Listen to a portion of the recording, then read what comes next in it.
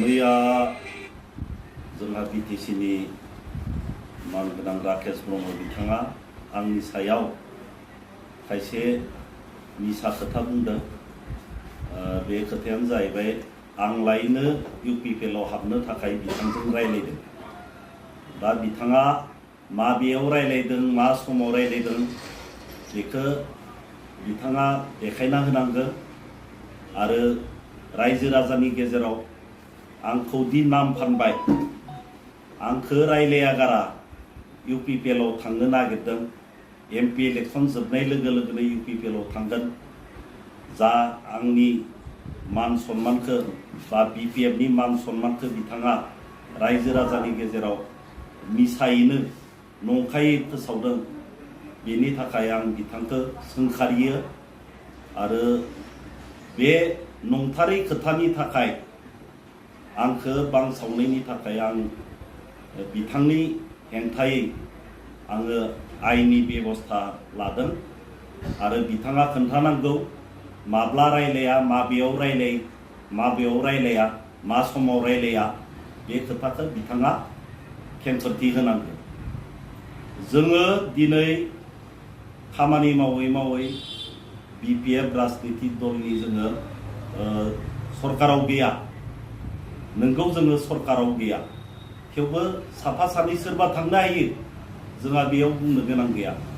नाथाय जोङो नंखाय खोथाखौ जोङो रायजोनि गेजेराव फोसावनायनि थाखाय दुखु मोनदों। आरो बिथांखौ जोङो बुंनो सानो, बिथाङा प्रमद बर'नि सासे बुंथिगिरि नंगौना नङा? बिथाङा प्रमद बर'नि बुंथिगिरि नंगौना नङा? बिथाङा जितु सासे राजनिति दलनि बा मोनसे राजनिति दलनि इउपिपिएल दलनि बुंथिगिरि बायदि जिखिनि खोथा बुङो बेखौ जोङो सोमोनांदो। नंथारै खोथाफोरखौ जिहेतु बुंबाय, हाग्रामा महिलारिनि बिथांनि एगेन्सै खायसे नंथारै खोथाफोरखौ बिथाङा बांसावबाय। बिनि थाखाय जोङो बिथांखौ सोंखारियो आरो बिथांनि हेंथायै जोङो आयेननि बेबस्था लानाय जाबाय। आङो खावलायगोन रायजो राजाफोरखौ बिथांनि नंखाय खोथाफोराव जाहाथे रायजो राजाया फोथाया, आं बेखौनो खावलायो। जोङो माब्लाबाबो इउपिपिएलआव जगदान खालामनायनि माने गैया, बा जोङो जगदान खालामनायनि खुनु प्रयजन गैया। दा बेनिखायनो जोङो रायजो राजाफोरखौ आङो बे खेंफोरथिखौ होनो नागिरदों। जोङो माब्लाबाबो इउपिपिएलआव थाङा आरो इउपिपिएलआव हाबनायनि थाखाय, इउपिपिएलआव थांनायनि थाखाय जोंहा जेबो प्रयजन जायाखै। जोंनियावसो फैबाय दोङो।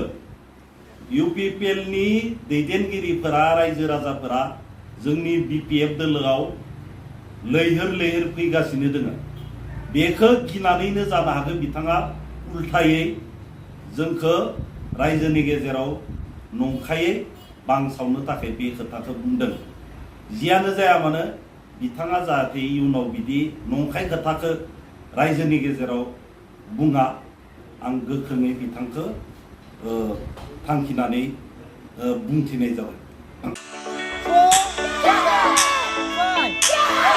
नोंथांमोनहा गावबा गावनि गथ'खौ काराटेनि सासे राफोद गेलेगिरि खालामनो गोसो दं नामा? हादरसायारि, हादरारि, हादर गेजेरारि थाखोसिम गेलेग्रा खालामनो गोसो दंब्ला नोंथाङा गोबाव दा खालामसै। सासे राफोद रोंखा राखा काराटे गेलेगिरि खालामनो थाखाय नोंथाङा जानजि खाफ्रादो आरो मुं थिसनहैदो गलामगुरि काराटे एकाडेमियाव। रोखा खौरांनि थाखाय 8720903713 मबाइल नाम्बाराव कन्टेक्ट खालामनो हागोन।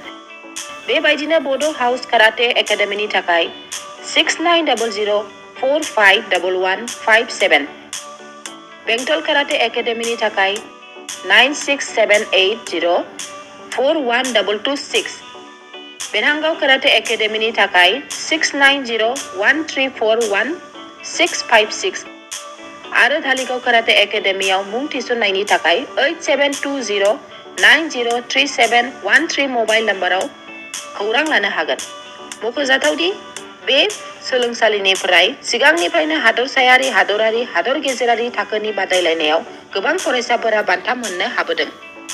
बे मुंख'नाय फोरोंसालियाव रोंगौथि गोनां फोरोंगिरिया फोरोंथाय होनानै नोंथांनि गथ'खौ सासे राफोद काराटे गेलेगिरि सोरजिनायाव मदद आरो जाफुंसार खालामगोन।